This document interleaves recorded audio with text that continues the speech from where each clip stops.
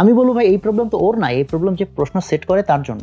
যারা বেশি মেধাবী তারা বিজ্ঞানে পড়বে। সুখ্যাতির জন্য যাদের ছবি ছাপা হয়েছে, যাদের কলাম ছাপা হয়েছে, তুমি দেখো তো এনে কয়টা বুয়েটের ওই ডিসি সাহেব প্রধান অতিথি হয় আর ওই মঞ্চে বসে থাকে, আর এক্সিকিউটিভ ইঞ্জিনিয়ার মোস্টলি হচ্ছে দাওয়াতি পায় না। স্টুডেন্টদেরকে শুরুতেই দিচ্ছি, তুমি জেনে নাও যে এগুলো তোমার অধিকার, যদি না পাও তাহলে আমাকে ধরবা। মানুষের চিন্তাধারা একটা লাইনও চেঞ্জ হতে পারে। আমি বলছি ভাই এখানে ডাক্তার ইঞ্জিনিয়ার বদলায় উদ্যোক্তা দিয়ে দেন। বা এটার পিছনে আসলে কম্পিটিশন বাড়ানোটাই কি মোটিভ ছিল? কোন রকম ভাতে কাপড়ে চলে, তার রিসার্চ মিচার্জ করবে, এটার ফান্ডের চিন্তা করার তার স্কোপ থাকে না। সমাজ আসলে কারা চালায়?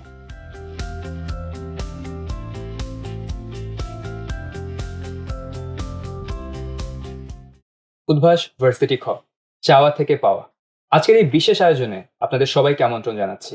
বিগত 2 যুগেরও বেশি সময় ধরে যারা ডাক্তার কিংবা ইঞ্জিনিয়ার হওয়ার স্বপ্ন দেখে, কিংবা যারা ভার্সিটি ভর্তি ইচ্ছুক, কিংবা যারা চাকরি প্রত্যাশী, এমন লাখো লাখো শিক্ষার্থীকে সফলতার সাথে সেবা দিয়ে যাচ্ছে উদ্ভাস শিক্ষা পরিবার। এই ধারাবাহিকতায় 2024 সালে ভার্সিটি খ ভর্তি ইচ্ছুদের জন্য লঞ্চ করা হয়েছে পূর্ণাঙ্গ অ্যাডমিশন প্রোগ্রাম। বর্তমান শিক্ষা ব্যবস্থা, মানবিকের শিক্ষার্থীদের ভবিষ্যৎ এবং উদ্ভাসের নতুন এই প্রোগ্রাম, এই সবকিছু নিয়ে কথা বলার জন্য আমাদের সাথে উপস্থিত হয়েছে আমাদের সবার প্রিয় মুখ সোহাগ ভাইয়া। ভাইকে নতুন করে পরিচয় করিয়ে দেওয়ার কিছু নেই, তাই আমি কালক্ষেপণ না করে সরাসরি ভাইয়ের কাছে চলে যেতে চাই। ভাইয়া আসসালামু আলাইকুম, কেমন আছেন আপনি? ওয়ালাইকুম আসসালাম, ভালো আছি, তুমি কেমন আছো? আলহামদুলিল্লাহ ভাইয়া, ভালো আছি। আমরা অত্যন্ত আনন্দিত ভাইয়া আপনাকে আজকে আমাদের মাঝে পেয়ে। তো ভাইয়া, প্রথম কথা আপনার কাছে যেটা জানতে চাই, বর্তমান কনটেক্সট যদি আমরা একটু বিবেচনা করি, একটা বদ্ধমূল ধারণা বা একটা স্টেরিওটাইপ প্রচলিত আছে, যারা বেশি মেধাবী তারা বিজ্ঞানে পড়বে, যারা একটু কম মেধাবী তুলনামূলক তারা মানবিক বা বাণিজ্য বিভাগে পড়বে। তো 2024-এ এসেও এই বদ্ধমূল ধারণা বা স্টেরিওটাইপটা এখনো বিরাজ করে কিনা, আপনার কি মনে হয়? মানে কেন আমাদের ভিতরে এই ধারণাটা, আসলে এর পেছনে যৌক্তিকতাটা আসলে কতটুকু? না, থ্যাংক ইউ, বা খুব ইম্পর্টেন্ট কোয়েশ্চেন। অ্যাকচুয়ালি যেহেতু আমি নিজে ইঞ্জিনিয়ারিংয়ে পড়েছি, আর এই ইঞ্জিনিয়ারিং স্টুডেন্টদেরকে আমরা লম্বা সময় ধরে পড়াচ্ছি, সো ফলে একদম শুরু থেকেই কিন্তু এই ধারণাটা যেটা প্রচলিত এটা কাইন্ড অফ আমার মধ্যেও ছিল। বাট এই ধারণাটা আমার হয়তো আজ থেকে আরো ধরো প্রায় 10-12 বছর আগে চেঞ্জ হতে শুরু করে, এবং ম্যাথ অলিম্পিয়াডের বিভিন্ন ভেন্যুতে আমরা মনে আছে আমি লেকচারে এই কথাটা বলতাম, দুইটা কথা বলতাম ইন জেনারেল। আমি বলতাম যে দেখো, তখনও বিসিএস এর এত ট্রেন্ড ছিল না, বাট তখন আমি বলতাম যে দেখো, যে আমরা যারা সায়েন্স পড়ি মনে করি যে আমরা যারা মানে সামনের বেঞ্চের স্টুডেন্ট এবং আর্টস সেলারদেরকে আমরা পাত্তা টাত্তা দিই না, এই আর্টস সেলাররা ভবিষ্যতে হচ্ছে ডিসি হয়, আর সায়েন্স সেলাররা গিয়ে এক্সিকিউটিভ ইঞ্জিনিয়ার হয়। তো একটা এলাকায় যখন অনুষ্ঠান হয়, ওই ডিসি সাহেব প্রধান অতিথি হয় আর ওই মঞ্চে বসে থাকে, আর এক্সিকিউটিভ ইঞ্জিনিয়ার মোস্টলি হচ্ছে দাওয়াতি পায় না। যে দাওয়াত পায়ও নিচের চেয়ারে বসে থাকে। সো আমার কাছে একটা সময় মনে হতো এটা তো ভাই অবিচার, কারণ ট্যালেন্টেড পোলা পান এত কঠিন কঠিন অঙ্ক করে এই ডাক্তার হইলো, ইঞ্জিনিয়ার হইলো, আর সে দাম পাচ্ছে না, দাম পাচ্ছে খয়ের পোলা পান। মানে প্র্যাকটিক্যালি কিন্তু এটাই হয়। হ্যাঁ, একটা স্টেরিওটাইপ আছে, মানে তো হচ্ছে হ্যাঁ অত দুর্বল মানে সবল স্টুডেন্টরা পড়বে না, বাট প্র্যাকটিক্যালি তো হচ্ছে যে তারাই যদি এখনো আবার বিসিএস এর কারণে সায়েন্সের ব্যাকগ্রাউন্ড, ওরাও বিসিএস টিসিএস এ যাচ্ছে, বাট সমাজে কিন্তু এটা একটা এস্টাবলিশ জিনিস। সেকেন্ড আর একটা জিনিস সেটা হচ্ছে যে এটার অ্যান্সারই ওটা চলে আসবে যে এটা কি তাহলে অবিচার হইলো কিনা। তো এটার সাথে রিলেটেড জিনিস হলো, আমি আরেকটা কথা ওখানে বলতাম বা এখনো বলি বিভিন্ন জায়গায়, যে দেখো ভাই, ডাক্তার ইঞ্জিনিয়ার এই কাজটা সোজা। কারণ হচ্ছে ধরো ইঞ্জিনিয়ার একটা মেশিন ডিল করে, একটা মেশিন, ফর এক্সাম্পল একটা ইঞ্জিনিয়ার ফ্যান বানাইছে, রাইটলি যদি ডিজাইন হয়, কারেন্ট ভোল্টেজ যদি ঠিক মতো দেয়, তো ফ্যানটা এটা বলবে না যে ভাই আমার আজকে মন খারাপ, ভালো লাগতেছে না আজকে, আজকে আমি ঘুরতে পারবো না, এটা বলার সুযোগ নাই। বাট হোয়াট অ্যাবাউট পিপল, মানুষ? মানুষের ইঞ্জিনিয়ারিং তো সোজা না, মেশিনের ইঞ্জিনিয়ারিং তো সোজা, কারেন্ট ভোল্টেজ ঠিক মতো দিলে তো চলবে। তো মানুষের তো কোনো এরকম গ্রামার নাই ঠিক মতো, যে ভাই একটা মানুষ, আমি ধরো সার্টেন একটা সিচুয়েশন, সার্টেন একটা কথা বলছে, কেউ এই কথাতে খুশি হয়েছে, কেউ এই কথাতে বরং আরো রেগে গেছে, তাই না? একই মানুষ, ইভেন একই কথাতে আগের দিন ভালো মোটিভেটেড হয়েছে, পরের দিন দেখা গেছে এই কথাকে সে পাত্তা দিচ্ছে না। সো তাহলে যারা অ্যাকচুয়ালি মানে আদার দেন দ্য মেশিনস, দ্যাট ইজ মানুষ, সামষ্টিগত মানুষ, সমাজ, এইটার ইঞ্জিনিয়ারিং করতে পারে, তারা হচ্ছে সবচেয়ে বেশি ভ্যালুয়েবল। এবং যে কারণে খ ইউনিটের মূলত সাবজেক্টটাই কিন্তু হলো মানুষ, সামষ্টিক মানুষ এবং আন্তর্জাতিক বিষয়াদি, মানে বিগ বিগ আইটেমস। সো ওই ইঞ্জিনিয়ারিং যারা পারে, সোশ্যাল ইঞ্জিনিয়ারিং, আমি যদি ইঞ্জিনিয়ারিং শব্দটা ইউজ করি, তারা সেলিব্রেটেড হবে, এটাই স্বাভাবিক। আর যে বাস্তবতাটা, যে বাংলাদেশে যেটা প্রচলিত যে অধিকতর মেধাবীরা কতে পড়ে, এবং এটা ফ্যাক্ট, তাই পড়ে বাংলাদেশে এখনো খ ইউনিটের অনেক ক্ষেত্রে দেখা যায় অত মেধাবীরা যায়, ডেফিনেটলি যায়, বাট বেসিক ট্রেন্ড মানে জেনারেল ট্রেন্ড বলতেছি, এটা আমাদের এতদিনের প্রচলিত ধারণার কারণে। বাট যদি জিজ্ঞেস করা হয় আসলে খতে কেমন ছেলে পেলেদের যাওয়া উচিত, আমি বলবো সবচেয়ে টপমোস্ট ছেলে মেয়েদের এখানে যাওয়া উচিত। কারণ দেখো সমাজ আসলে কারা চালায়, আমরা ইউনিটে যারা দ্যাট ইজ ইঞ্জিনিয়ার আমরা কিন্তু আসলে truly to be very frank আমরা আসলে কামলা খাটি, আমরা ট্রুলি পাওয়ার হোল্ড করি না। কারণ একটা প্রযুক্তি বানানো মানে আসলে বল পাওয়ার নাই, প্রযুক্তি কিভাবে ইউজ করে হবে, সোসাইটি কিভাবে চলবে, ধরো এই যে আমরা সরকার নির্বাচন করি, মানে পলিটিক্স কিভাবে চলবে, রাষ্ট্র কিভাবে চলবে, এটা কি ইঞ্জিনিয়াররা ঠিক করে, এটা কি ডাক্তাররা ঠিক করে? মোটেও না।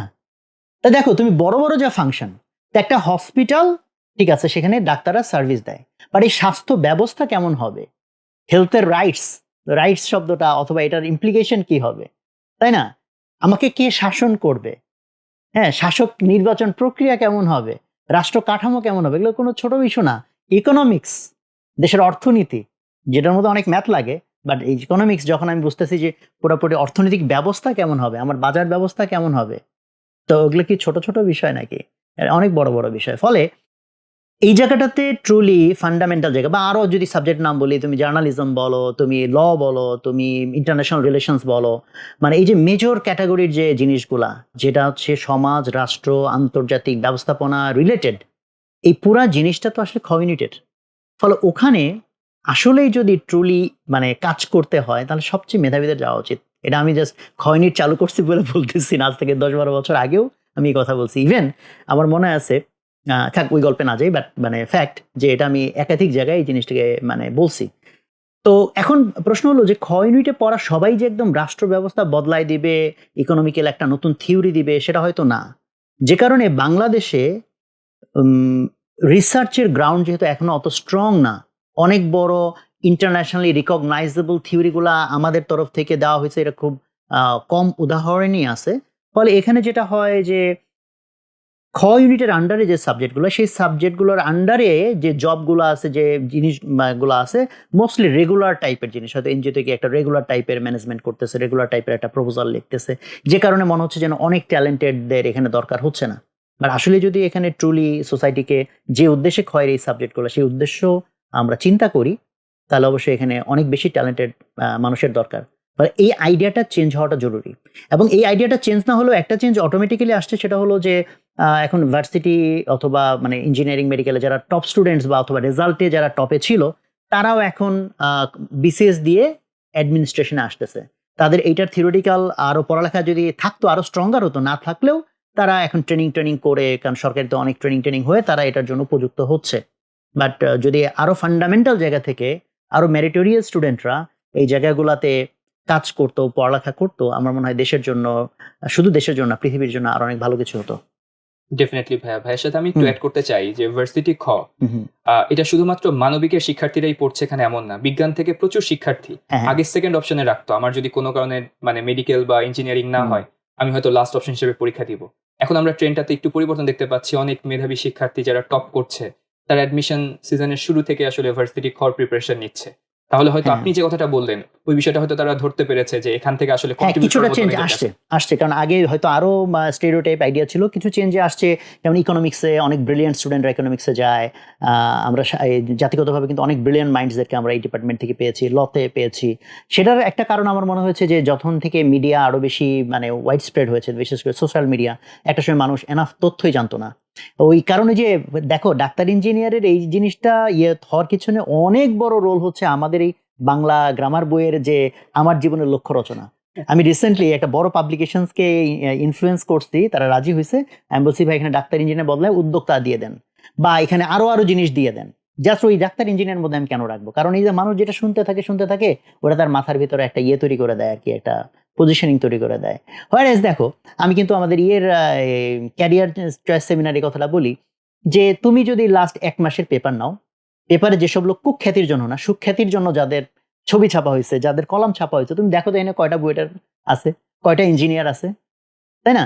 তাহলে সেখান থেকে আমার মনে হয় যে ওই মিডিয়ার ওয়াইড স্প্রেড ইয়েটার কারণে, রোলটার কারণে কিছু মানুষের এখন আগের চেয়ে ওই একটু প্রোগ্রেসিভ চিন্তা করার সুযোগটা তৈরি হয়েছে। থ্যাংক ইউ ভাইয়া। এটার ফলো আপে আমি যেতে যাচ্ছি, আপনি যেমন বললেন যে ভার্সিটি আমরা শুরু করেছি, এবং সেই সাথে আপনি একটা দিকও তুলে ধরলেন যে ভার্সিটি যে বিষয়গুলো আছে এখানে দেশের জন্য, সমাজের জন্য কন্ট্রিবিউট করার কতটুকু জায়গা। এখানে কি আমি লিঙ্ক করে নিব কিনা যে আসলে উদ্ভাসের পক্ষ থেকে যে ভার্সিটি অ্যাডমিশন প্রোগ্রাম লঞ্চ করা হয়েছে, তার পিছনে মূল উদ্দেশ্যটা বা পারপাস কি ছিল? যে ছেলে মেয়েকে যাতে ভবিষ্যতে তারা দেশ বা সমাজে আরো বেশি কন্ট্রিবিউট করতে পারে ওই জায়গাটা, নাকি অন্য কোনো পারপাস বা ভ্যালুর জায়গা থেকে আসলে উদ্ভাস শিক্ষা পরিবার এই প্রোগ্রামটা নিয়ে এসেছে? একটা জিনিস আসলে আমরা কেন করি এটা তো হচ্ছে ধরো আমরা হয়তো আমাদের মনের কথা বলতে পারবো, আল্লাহ তালা বলতে পারবেন। তো মানুষের কাছে ব্যাখ্যা দিলে মানুষ সেটা বিশ্বাস করতে পারে, নাও করতে পারে, দ্যাট ডাজন্ট ম্যাটার। বাট হচ্ছে অ্যাকচুয়ালি আমরা পারপাস ড্রিভেন একটা কোম্পানি বলে আমরা বিশ্বাস করি। যে কারণে উদ্ভাস যখন শুরু হয়েছে, যে যেখানে প্রচলিত হচ্ছে নোট গাইডে মুখস্থ টুখস্থ করে কিছু একটা লিখে দিয়ে আসবে, সামহাও নাম্বার পাবে, সেখানে আমরা বলছি না, যোগ্য মানুষ হতে হবে, বাংলাদেশকে অন্যরকম বানাইতে হবে। ফলে সেটা যে আমাদের মনের মধ্যে আছে সেটা তো আসলে নতুন কথা না, বাট রাস্তা, যে বাংলাদেশকে আমি উন্নত রকম বানাইতে চাই, তার জন্য রাস্তা কি হবে। ফলে খেয়াল করো আমরা একটা সময় কেন আমরা সায়েন্স দিয়ে শুরু করেছি, because of our background, because আমি যেটা এক্সপার্ট না সেটা আমি নিজে করতে যাব না। যে কারণে একটা লম্বা সময় পর্যন্ত আমরা শুধু ওই ইঞ্জিনিয়ারিং এ ছিলাম। বাট যখন আমরা মেডিকেলে গেলাম, এখন আমি লিটন, আমরা তো ডাক্তার না, মেডিকেল আমরা কখন গেলাম? যখন হচ্ছে বেসিক জিনিসটা আমরা বুঝে ফেলেছি এবং আমাদের এই পরিমাণ রিসোর্স বা টাকা পয়সা হয়েছে যে মেডিকেল চালানোর মতো টপ মাইন্ডদেরকে আমরা রিক্রুট করতে পারতেছি। যে কারণে হচ্ছে যে আমি বিজনেসের নেচারটা বুঝি, অপারেশনসের নেচারটা বুঝি, সার্ভিসের নেচারটা বুঝি, আর ডোমেইন নলেজ, যেটা ডোমেইন নলেজের জন্য আমি বেস্ট পিপলকে আমি হায়ার করার মতো আমার অ্যাবিলিটি আছে। দেন উই স্টার্টেড কি নাম বলে যে মেডিকেল। সো এখন খ ইউনিট কেন এত পরে?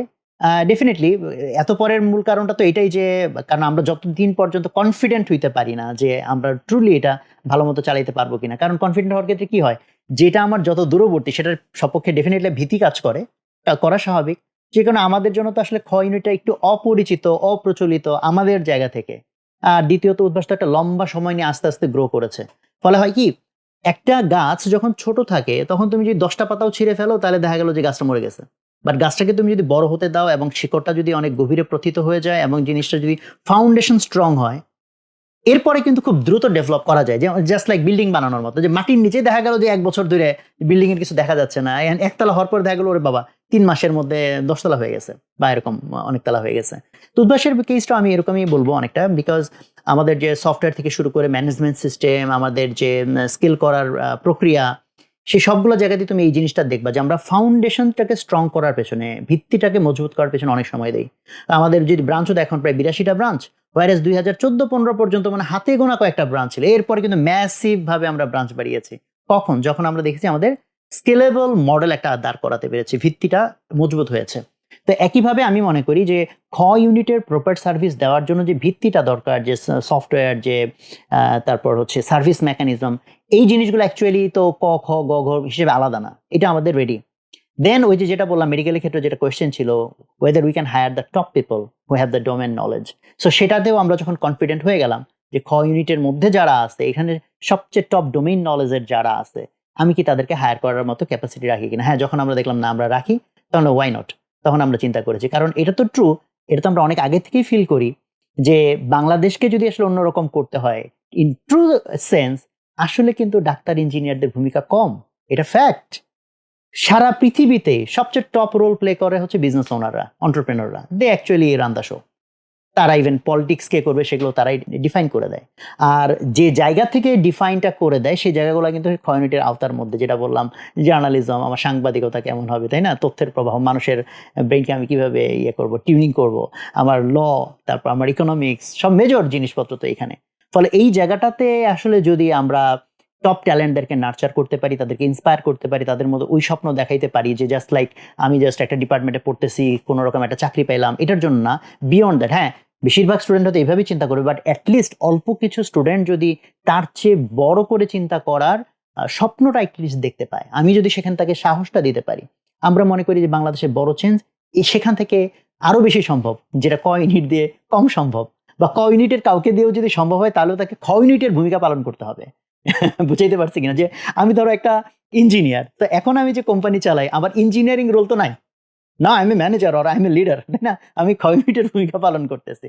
তো সেম থিং, কাজে এটা আমাদের একটা অন্যতম জায়গা যে যেহেতু আমরা চাই যে বাংলাদেশটা অন্যরকম হোক, সারা পৃথিবীর মধ্যে অন্যরকম হোক, পৃথিবীটাই অন্যরকম হোক, সেক্ষেত্রে যে মানুষগুলো দরকার সেটা তো শুধু ক ইউনিটের মধ্যে না, সেটা সব ইউনিটের মধ্যেই আছে। তো যদি আমার ক্যাপাসিটি হয়, হোয়াই নট, আমি সবগুলো জায়গাতেই একটা টাচ পয়েন্ট রাখার চেষ্টা আমরা কেন করব না, এটাই আমাদের অ্যাকচুয়ালি কোর থিঙ্কিং। ঠিক একই জায়গা থেকে ভাই জানতে চাই যে খ ইউনিটে সার্ভিস প্রোভাইডার আমাদের দেশে অনেক আছে, অনেক এস্টাবলিশড প্রতিষ্ঠান আছে যেখান থেকে স্টুডেন্টরা দীর্ঘ সময় ধরে মানে আস্থার সাথে সার্ভিস নিয়ে আসছে। তো এই জায়গাটাতে উদ্ভাসের যে এন্ট্রি করা, এটা একটু রিস্কি মুভ ছিল কিনা, বা এটার পেছনে আসলে কম্পিটিশন বাড়ানোটাই কি মোটিভ ছিল না?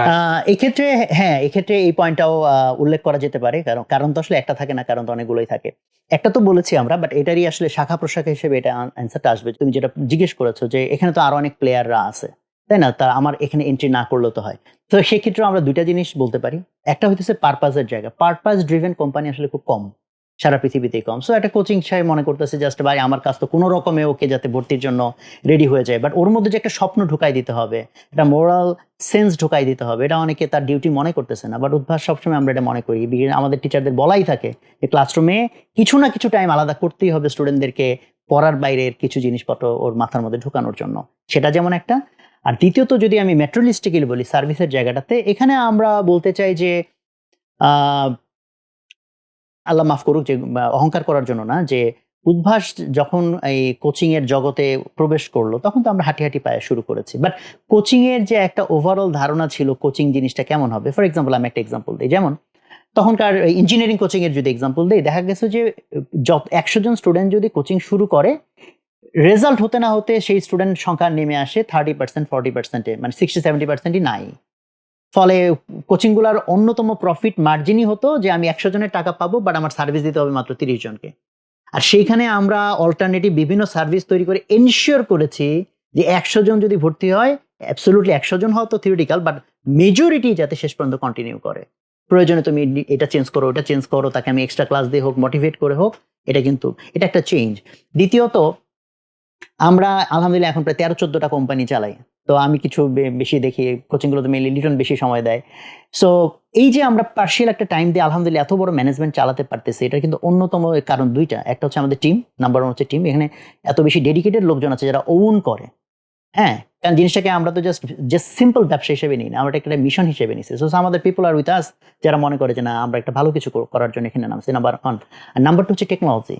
যেহেতু আমরা নিজেরা ইঞ্জিনিয়ার হওয়ার ফলে আমাদের নিজেদের সফটওয়্যার কোম্পানি আছে। ফলে এই টেকনোলজির হিউজ একটা রোল আছে আজকের উদ্ভাস, উন্মেষ, উত্তরণ যে জায়গাটায় আছে। কারণ আমাদের এই ম্যাসিভ একটা সফটওয়্যার যেটা আমরা ওভার দ্য টাইম ১০-১২ বছরে তৈরি করেছি, যেটার ফলে এত বেশি জিনিসপত্র অর্গানাইজড এবং হচ্ছে প্রপারলি ম্যানেজড এবং অটোমেটেড, যেটা আসলে এত ইজিলি এত বড় জিনিস হ্যান্ডেল করা সম্ভব না। তো সেইম থিং আমরা যখন চিন্তা করলাম যে আমরা যখন খ ইউনিটে যাব, আমরা যে খুব মারাত্মকভাবে কম্পিটিটর এনালাইসিস করেছি এরকম না। আসলে ইন জেনারেল আমাদের টার্গেট থাকে আমরা আমাদের নিজেদের সাথে কম্পিটিশন করব। স্টিল মার্কেটে কে কি দিচ্ছে না দিচ্ছে সেটা তো আমরা কিছুটা জানি। তো সেক্ষেত্রে মনে হয়েছে যে উদ্ভাস অ্যাকচুয়ালি যে কথাটা তখন বলতে গেলাম যে যখন আমরা শুরু করলাম তখন কিন্তু ইন্ডাস্ট্রির অনেকগুলা স্ট্যান্ডার্ড আসলে চেঞ্জ হয়ে গেছে। যেমন সার্ভিস স্টুডেন্টরা কি লেভেলে পেতে পারে। এবং সার্ভিস ম্যানিফেস্টো নামে একটা জিনিস আমরা চালু করেছি যে স্টুডেন্টদেরকে শুরুতেই দিচ্ছি তুমি জেনে নাও যে এগুলো তোমার অধিকার। যদি না পাও তাহলে আমাকে ধরবা। উদ্ভাস অলওয়েজ ট্রাই করে ওভার ডেলিভারি দিতে। আমি যদি বলি যে আমি এটুকু দিব, প্র্যাকটিক্যালি আমি ডিজাইন করি যে তার চেয়ে একটু বেশি দিব। আমি যদি বলি যে ২০০ জন পুরস্কার পাবে, টার্গেটে থাকে না অন্তত আরো ২০ জনকে আমি বেশি পুরস্কার দিব। ফলে সার্ভিসের ওই জায়গাটাতে উদ্ভাস যে ট্র্যাক রেকর্ডটা তৈরি করেছে, যেটার কারণে কম্পিট করতে গিয়ে কিন্তু ওভারঅল আমি বলব ইন্ডাস্ট্রি ইমপ্রুভ করেছে। কারণ এই কম্পিট করতে গিয়ে বাকিদেরকেও ইমপ্রুভ করতে হয়েছে। তা না হলে মানে যেসব জায়গায় আমরা কম্পিট করেছে আমাদের সাথে যারা, বা আমরা যাদের সাথে কম্পিট করেছি, সো সেক্ষেত্রে কিন্তু ওভারঅল এই কম্পিটিশনের মাধ্যমে ওভারঅল স্টুডেন্টরা বেনিফিটেড হয়েছে বিকজ সার্ভিসটা আপগ্রেডেড হয়েছে। তো একই জিনিস আমরা বিলিভ করি খ ইউনিটে যারা ভালো করছে বা সার্ভিস দিচ্ছে আলহামদুলিল্লাহ they are also doing good. But যেহেতু আমাদের স্ট্রং কিছু ব্যাকগ্রাউন্ড উদ্ভাসের কারণে আছে, আমাদের টেকনোলজি বলো, ম্যানেজমেন্ট সিস্টেম বলো, সার্ভিসের যে মেকানিজম বলো, সেসব জায়গা থেকে যেহেতু আমরা আরো অনেকগুলা জিনিস, ইভেন এই যেমন আমরা যে দিনে পরীক্ষা নিয়ে সাথে সাথে রেজাল্ট মোবাইলে চলে যায়, তারপর আমাদের এমসিকিউ এক্সামে সবার প্রশ্ন আলাদা, এটা তো কেউ চিন্তাই করতে পারে না যে এটা কিভাবে সম্ভব, বিকজ আমরা ওই টেকনোলজিগুলো তো ডেভেলপ করেছি। ফলে আমার মনে হয় যে ওই যে জিনিসগুলা ওগুলো আমরা যখন খ ইউনিটে অ্যাপ্লাই করবো, হোপফুলি খ ইউনিটে করবো না মানে করতেছি, খ ইউনিটের স্টুডেন্ট যারা অলরেডি এবার আমাদের স্টুডেন্ট, তো মার্কেটের ভিতরে অলরেডি কিন্তু সেই টকিংটা আমার মনে শুরু হয়েছে যে উদ্ভাস যে সার্ভিসটা আলহামদুলিল্লাহ দিচ্ছে এখন, তাতে বাদ বাকিদেরকেও কিন্তু মনে হচ্ছে অনেক কিছু তাদেরকে আপগ্রেড করতে হবে। তো সেটা যদি হয় আমি বলবো যে it's a good thing for the students বা ফর দ্য কান্ট্রি, বিকজ সে একটা ভালো কম্পিটিশন যে কে কার চেয়ে সেবার মান উন্নত করতে পারে, সেটা করতে গিয়ে সবার ইমপ্রুভমেন্ট হবে, স্টুডেন্টরা বেনিফিটেড হবে, দেশ বেনিফিটেড হবে। এক্স্যাক্টলি ভাইয়া। এই জায়গাটাতে আপনার কথা শুনে যেটা বুঝলাম, আমাদের ফোকাসটা সবসময় কালেকটিভ ওয়েতে আসলে সার্ভিস কিভাবে ইমপ্রুভ করা যায় সেই জায়গাটাতে। যেমন কিছু জিনিস আমাদের সব প্রোগ্রামের জন্য আগে থেকেই ছিল, ইঞ্জিনিয়ারিং, ইউনিভার্সিটি বা মেডিকেলের জন্য 24/7 আমাদের কিউএনএ সার্ভিস, কারো বাসায় হোম টিউটরকে রাত 2টার সময় ফোন করতে হচ্ছে না, বা একটা ফোন করে ওয়েট করতে হচ্ছে না, তৎক্ষণাৎ যে কোনো তথ্যের অ্যান্সার সে পেয়ে যাচ্ছে। একটা অফলাইন ক্লাস অসুস্থতা বা মানে ভালো লাগছে না জন্য করতে পারছি না, সেটার জন্য ব্যাকআপ হিসেবে আমার ম্যারাথন ক্লাস থাকছে, অফলাইন ক্লাস থাকছে, একটা পোর্টাল ডিজিটাইজড ওয়েতে মানে আমরা সবকিছু যেভাবে আমাদের প্ল্যাটফর্মের ভিতরে নিয়ে এসেছি, এটা হয়তো ইঞ্জিনিয়ারিং স্টুডেন্টদের জন্য অনেক পুরনো ছিল, বাট মানবিকের কোনো শিক্ষার্থীরা এটা হয়তো আগে এক্সপিরিয়েন্স করেনি। এবছরে আমাদের শিক্ষার্থীদের ফিডব্যাক থেকে আমরা যেটা দেখতে পারি। তো এই জায়গা থেকে আমার আপনার কাছে প্রশ্ন, উদ্ভাস শিক্ষা পরিবার যখনই কোনো প্রোগ্রাম বা কোর্স ডিজাইন করে কিংবা সেটা লঞ্চ করতে যায়, মানে সবসময় পেছনে পারপাস বা ভ্যালুর জায়গা কি এটাই থাকে যে মানে স্টুডেন্টদেরকে আমরা সবচেয়ে ভালো সার্ভিসটা দিব, নাকি একটা কোচিং সেন্টারের উদ্দেশ্যটা থাকে? ভাই অনেস্টলি জানতে যাচ্ছি যে আমার স্টুডেন্ট বেশি চান্স পাওয়াতে হবে, কি পরিমাণে স্টুডেন্ট চান্স পেলো, কত বেশি নাম্বার পেলো, কত পার্সেন্ট কোয়েশ্চেন কমন পড়লো, এইটাকে কি টোটালি আমরা সাইডে রেখে আমরা কি সার্ভিস ওরিয়েন্টেড চিন্তা ভাবনা করি কিনা? মানে নাম্বার ওয়ান হচ্ছে যে এই দুটো জিনিস সাংঘর্ষিক না। হ্যাঁ, যদি কেউ মনে করে যে জাস্ট আমি স্টুডেন্টরা সামহাও চান্স পেলেই হলো, সেটাকে আমরা প্রবলেম মনে করি। তো সেক্ষেত্রে তো সেই কোচিং প্রশ্ন আউট করতেও দ্বিধা করবে না যে ভাই যেভাবে হোক ওকে ফার্স্ট বানাইতে হবে। বাট আমাদের কথা হচ্ছে ফার্স্ট বানাইতে হবে, তাকে হাই পারফর্মার বানাইতে হবে, but in a right manner. So তার মানে আমার এটা পারপাজের সাথে অ্যালাইন করে যে আমি তাকে প্রপার সার্ভিস দিচ্ছি কেন, so that say better learn করার এনভায়রনমেন্ট পায়। দ্বিতীয়ত, আমি যে তাকে ইনফ্লুয়েন্স করতে চাচ্ছি যে তুমি বাংলাদেশকে আরো সুন্দরভাবে গড়ে তোলার জন্য রেডি হও, তাহলে একটা মানুষ কখন আরেকজন মানুষকে ফলো করে? আমি যদি ফলো করার মতো মানুষ না হই, তাহলে তুমি কেন আমাকে ফলো করবা? সো আমি ইনোভেটিভ হলে তুমি হয়তো আমার ইনোভেশনকে ফলো করতে পারো। আমি যদি হলো গিভিং অ্যাটিটিউডের হই, যে আমি মানুষকে দিতে পছন্দ করি, তাহলে তুমি হয়তো দিতে পছন্দ করতে পারো। ফলে আমি যদি ওরকম রিমার্কেবল জিনিস নিজে ডেলিভার না করি, আমি তার কাছে রিমার্কেবল জিনিস কিভাবে এক্সপেক্ট করব? তো সেটা তো বটেই। তো সেই জিনিসটা, আর সেই সাথে তার যে এনভায়রনমেন্টটা তৈরি করা যাতে সে better result is a indication. কারণ অনেক ক্ষেত্রে মানুষ মনে করে জাস্ট রেজাল্টের পেছনে ছোট না, কেন যে রেজাল্ট পেছনে ছুটলে তুমি শিখতে পারবে না। আমি বলবো ভাই এই প্রবলেম তো ওর না, এই প্রবলেম যে প্রশ্ন সেট করে তার জন্য। তা তুমি কেন এরকম প্রশ্ন সেট করো না যে প্রশ্ন অ্যান্সার করতে হলে তাকে শিখতে হবে? তুমি মুখস্থ জিনিস দিলে সে মুখস্থই করবে, তুমি বোঝার জিনিস যদি কোয়েশ্চেন করো তো সে বোঝার চেষ্টা করবে, তাই না? ফলে সেই জায়গা থেকে অ্যাকচুয়ালি আমাদের টার্গেটটাই থাকে যে এটাকে সাংঘর্ষিক জায়গা হিসেবে চিন্তা না করা, তার সাথে পারপাস, তার পারফরমেন্স, তার লার্নিং, এই সবগুলো জিনিস যাতে ইন্টিগ্রেটেড হয়। এবং এখানেও চেঞ্জ যেটা আমরা আনার চেষ্টা করেছি, আমরা স্টুডেন্টদেরকে একইভাবে ইন্সপায়ার করতে চাই, তুমিও তোমার লাইফে গিয়ে এরকম পজিটিভ চেঞ্জগুলো আনো, সেটার জন্য তুমি রেডি হও এবং সেটার জন্য তুমি ইন্সপায়ার হও। ভাই আপনার কথায় যেটা আসলো, মুখস্থ বা বুঝে পড়া, উদ্ভাস তো সবসময় মুখস্থ করাকে ডিসকারেজ করেছে, বুঝে পড়াকে উৎসাহিত করেছে। ঠিক সে জায়গায় ভার্সিটি খতে বেশিরভাগ জিনিসই আমরা দেখতে পাই সাধারণ জ্ঞান, বাংলা, ইংরেজি, সাহিত্য মুখস্থ নির্ভর।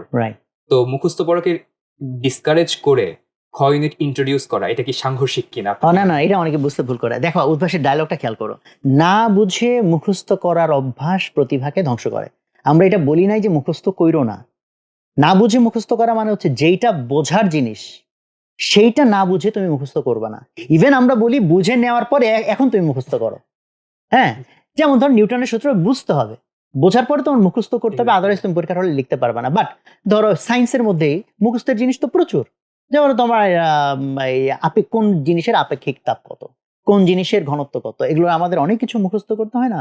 লট অফ ডায়াগ্রাম মুখস্থ করতে হয় না? লট অফ ফর্মুলা মুখস্থ করতে হয় না? ফলে যেটা মুখস্থর জিনিস সেটা তো সে মুখস্থ করবেই। বাট প্রবলেমটা কোথায়? প্রবলেম হচ্ছে যেটা বোঝার জিনিস সেটা না বুঝে সে মুখস্থ করে ফেলতেছে। ফলে একই জিনিস খ ইউনিটের জন্য প্রযোজ্য।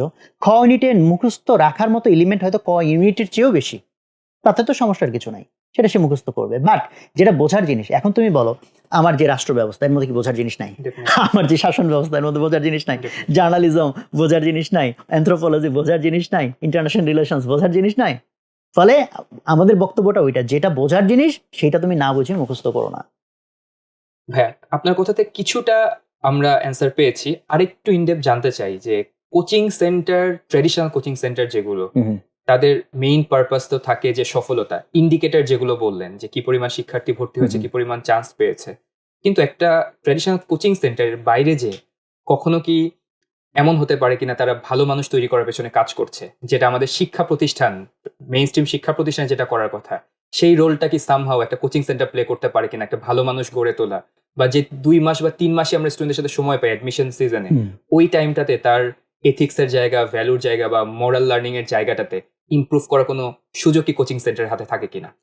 এখানে হচ্ছে যে তোমার কোশ্চেনের মধ্যে যেটা আছে যে ট্র্যাডিশনালরা আসলে কি করে না করে, আমি এর বিষয়ে কমেন্ট করতে চাই না, বিকজ তাদের ইন্টেনশন তো অ্যাকচুয়ালি তারা জানে, আল্লাহ জানে আর তারা জানে। কাজেই সেই দিক থেকে আমি ভালো ইন্টেনশনই তাদের আছে মনে করি, যে সবাই হয়তো চেষ্টা করতেছে, হয়তো এক একজন এক এক রকম ভাবে, অথবা কেউ হয়তো কোনো একটা জিনিসকে বেশি ফোকাস দিচ্ছে আর এটাকে হয়তো অত বেশি ফোকাস দিচ্ছে না, বিকজ রেজাল্ট এগুলো তো ভিজিবল জিনিস, অন্যরা সবাই বোঝে, বাট ও ভালো মানুষ হইলো কিনা, একটা চেতনা ঢুকলো কিনা, এটা তো আর ভিজিবল না, যে কারণে অনেক সময় মানুষ এগুলোতে নজর থাকে না। তো সেই দিক থেকে আমরা বলতে চাই যেটা, যে বাকিরা যেটা করতেছে আলহামদুলিল্লাহ, তারাও হয়তো চেষ্টা করতেছে, বাট আমাদের জায়গা থেকে আমরা কি করতে পারি সেই জায়গাটাতে আমাদের চেষ্টাটা হচ্ছে আমরা বহাল রাখতে চাই।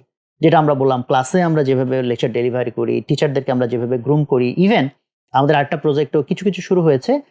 আমরা যে তাদেরকে স্টাডি ম্যাটেরিয়ালস গুলো দিচ্ছি, ওটার ভিতরে যে কন্টেন্ট গুলো, সাবজেক্ট ওয়াইজ কন্টেন্ট, এর ভিতরেও আমরা কিছু কিছু মোরাল কন্টেন্ট পুশ করা শুরু করেছি আলহামদুলিল্লাহ। ওটা আমরা আরো এক্সটেন্সিভ ভাবে করতে চাই। ফলে সাথে প্রশ্নের মধ্যে যে পার্টটা ছিল যে 2-3 মাসে এটা সম্ভব কিনা, দেখো একটা মানুষের চেঞ্জ একটা লাইনেও হইতে পারে। যেমন আমি আমার একটা স্টুডেন্ট এখনো যে টার্কিতে থাকে, ও আলহামদুলিল্লাহ এখন গ্লোবাল একটা বড় ব্যবসা চালায়, এবং ওয়ার্ডপ্রেসের একটা বিজনেস, তো হচ্ছে গ্লোবালি এখন ওর কোম্পানি ওখানে 1 নাম্বার। তো ও আমি ক্লাসরুমে কখন কোন কথা বলছি এগুলো তো সব মনে থাকে না। সে আমাকে এই অনেক বছর পরে বলতেছে যে, "ভাই আমার যে সবচেয়ে বড় চেঞ্জ, আপনি ক্লাসরুমে একদিন বলছিলেন দেশপ্রেমের সংজ্ঞা কি? যে তুমি যে এই যে রুম থেকে বের হয়ে যাচ্ছ, যে লাইটটা তুমি বন্ধ করে দিচ্ছ না, তার মানে দেশের সম্পদ নষ্ট হচ্ছে, ইউ ডোন্ট কেয়ার। তার মানে তুমি তোমার এটা দেশপ্রেমিকের পরিচয় না। তুমি কলের টেপটা ছেড়ে রাখতেছো, এটা দেশপ্রেমিকের প্রয়োজন।" তাহলে এটা সিম্পল কথা, কেউ হয়তো ক্যাজুয়াল কথা হিসেবে নিতে পারে। বাট ওই দিনের ওই কথাটা তার মধ্যে এত বেশি প্রভাব বিস্তার করছে, সে নতুনভাবে দেশপ্রেম কি, আমার কাজটা ঠিকমতো করতে পারা, সেটা যত ছোটই হোক, সেটাও যে দেশপ্রেম, সেই জায়গা থেকে সে তার পার্সোনাল ফিলোসফিটাই চেঞ্জ হয়ে গেছে। ফলে এইজন্য ২-৩ মাস তো অনেক লম্বা সময়। হ্যাঁ, ডেফিনিটলি যদি কোনো একটা স্টুডেন্ট আমার সাথে ৫ বছর চলে, তাহলে যে পরিমাণ ইমপ্যাক্ট আমরা রাখতে পারবো, ২ মাসে হয়তো তার চেয়ে কম। বাট আমি বলতে চাই, বাট ২ মাসেও যা ইমপ্যাক্ট রাখা সম্ভব সেটা কিন্তু কম না। ডেফিনিটলি সেটা অনেক বড়। কারণ মানুষের চিন্তাধারা একটা লাইনেও চেঞ্জ হইতে পারে। তাই না? ১০ সেকেন্ডেও চেঞ্জ হইতে পারে। কোনো একটা কথা মানুষকে চেঞ্জ করে দিতেই পারে। ফলে ওই জিনিসটা আমরা করতে চাই, আমরা চেষ্টা করতেছি, এবং আমরা মনে করি যে অন্য যারা প্রতিষ্ঠান আছে, তারা এইসব জায়গায় সবাই আমরা কম্পিটিশন করি। স্টুডেন্টদেরকে আমরা কিভাবে আরো বেটার মানুষে কনভার্ট করতে পারি। সেখানে আমরা ওয়েলকাম করি যে let us compete with each other. কারণ আলাদা, আলাদা ভালো জিনিসে কম্পিটিশন করতে বলছে, তাই না? ভাই, শেষ প্রশ্ন আপনার হ্যাঁ। কাছে। শিক্ষার্থীরা বাংলাদেশে বর্তমানে সোসাইটাল কনটেক্সট বিবেচনায় অনেক সময় একটা ইনফেরিয়রিটি কমপ্লেক্স, যে আসলে শেষ পর্যন্ত ক্যারিয়ার কি হবে, হয়তো কোনো অপশন নেই। আমি 4 বছর পরে বা 5 বছর পরে মাস্টার্স করে খুব বেশি হলে সরকারি চাকরির পেছনে দৌড়াবো, এর বাইরে হয়তো আমার লাইফের কোনো অপশন নেই।